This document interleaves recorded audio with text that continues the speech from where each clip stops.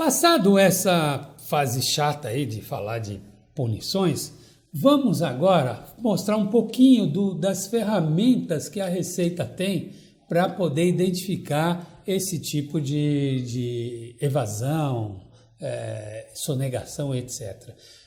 Foi criado o projeto SPED. O projeto SPED é o quê? Sistema Público de Escrituração Digital. Isto aí veio no PAC. Olha só, lembra do PAC, Programa da Aceleração do Crescimento? Ele é um decreto, ele veio do Decreto 6.022 de 2007 e a ideia é muito boa. A ideia é o seguinte: vamos acabar com o papel, vamos racionalizar, vamos modernizar as obrigações acessórias.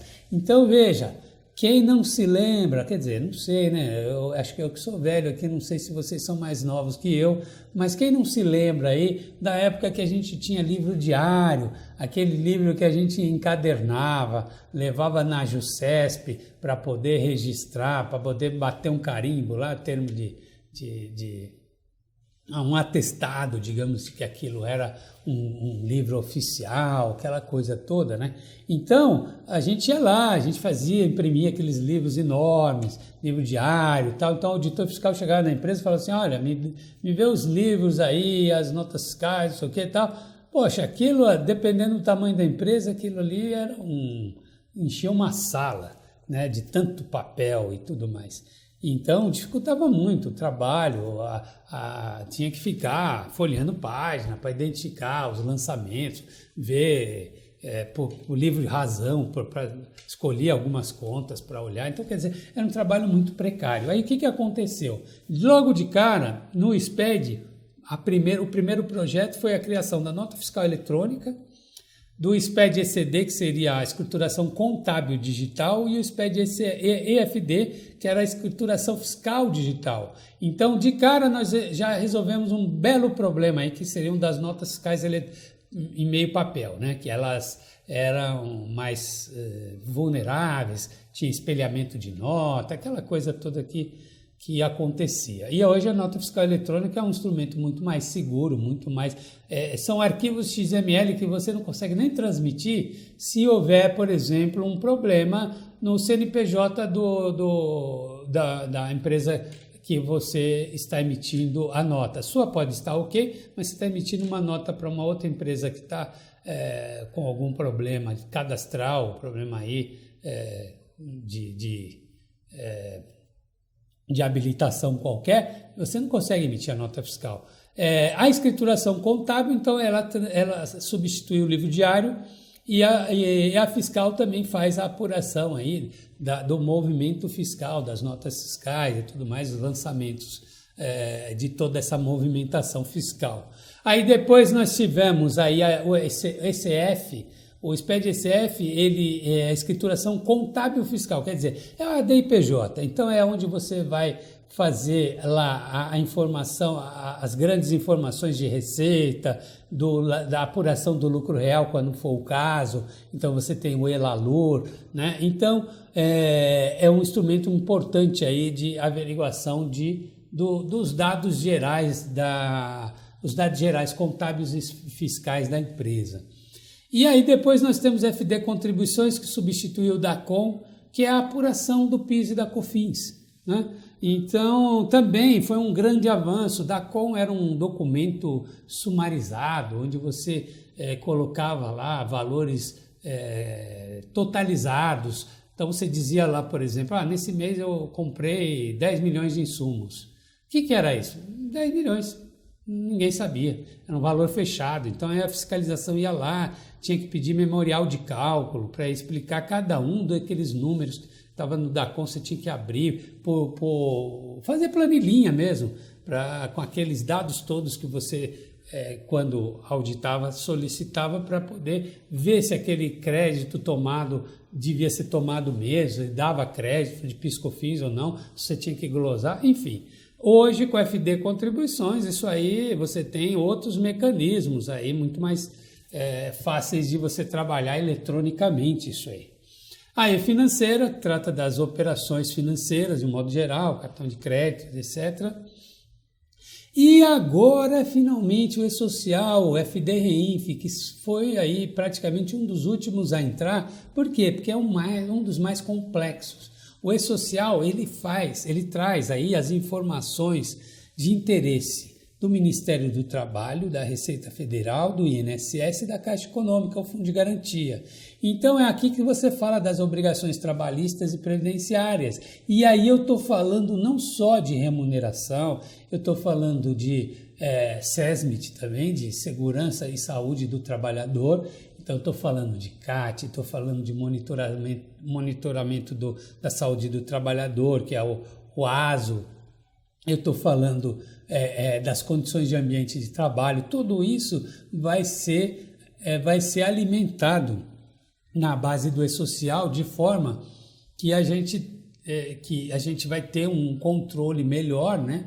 Tanto as empresas como o fisco, principalmente em relação a todas as obrigações aí, seja as obrigações previdenciárias, sejam aquelas exigências trabalhistas das NRs, né, que seriam as NRs, as normas regulamentadoras. Então, dependendo do porte da empresa, a empresa tem que ter profissionais da área de saúde, né, você tem que ter, de repente, uma cota de deficientes que você tem que cumprir. Enfim, tem uma série de questões aí envolvendo o E-Social e a FD-Reinf, que fala das retenções previdenciárias e de pagamentos diversos e outras retenções. Isso gera uma imensa possibilidade de batimentos, de confrontar todas as variáveis que são incluídas ali para identificar potencial sonegação.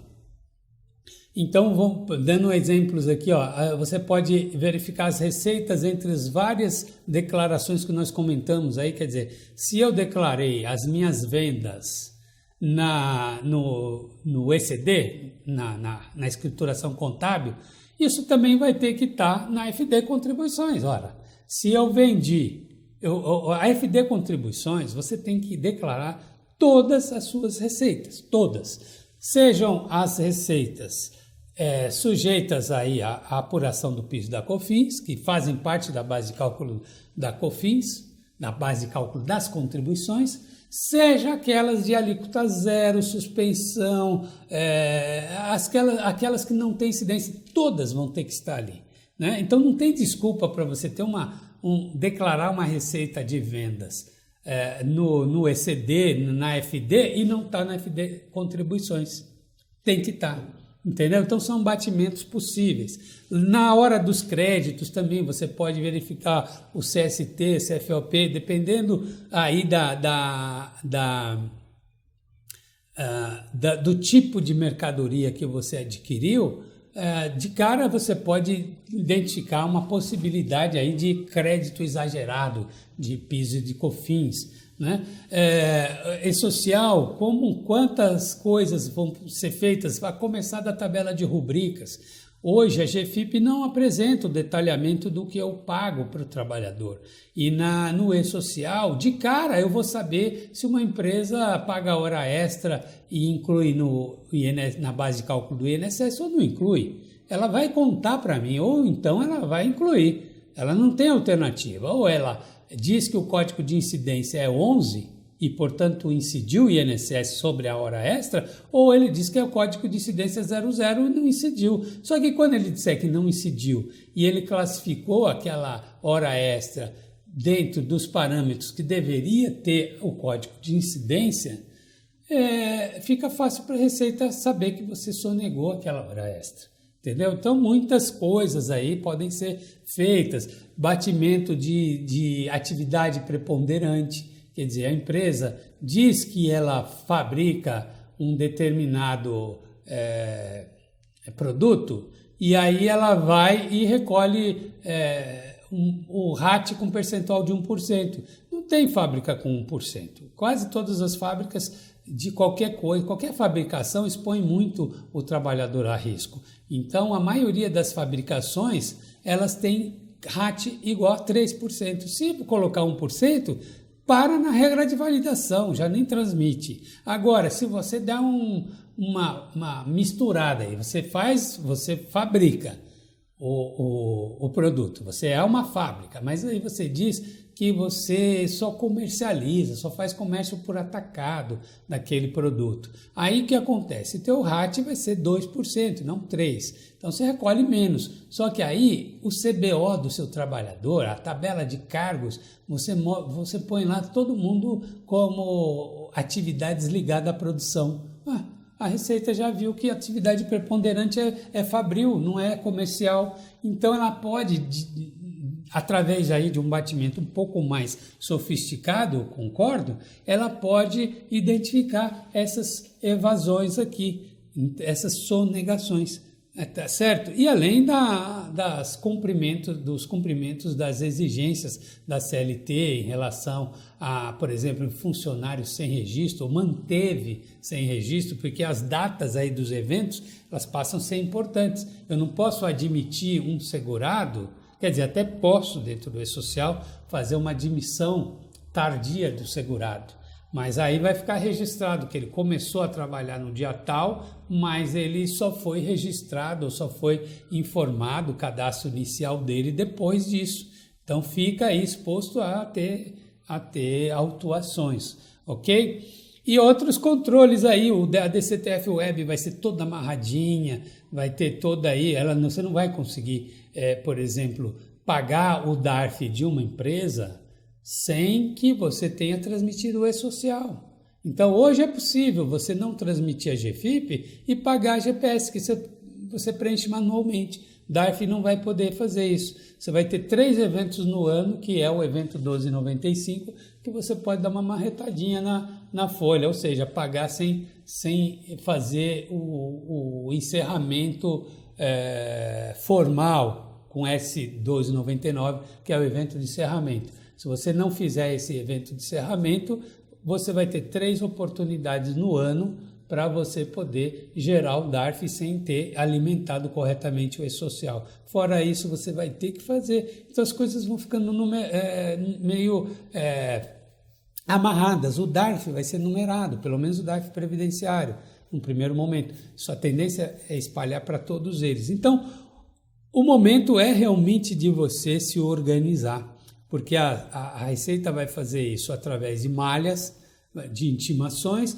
e de auditorias, como ela vem fazendo atualmente. Então, a presença fiscal ela vai ser muito maior, né? Porque ela vai ser inteligente, ela vai ser através de mecanismos de apuração digital, de um modo geral, ok?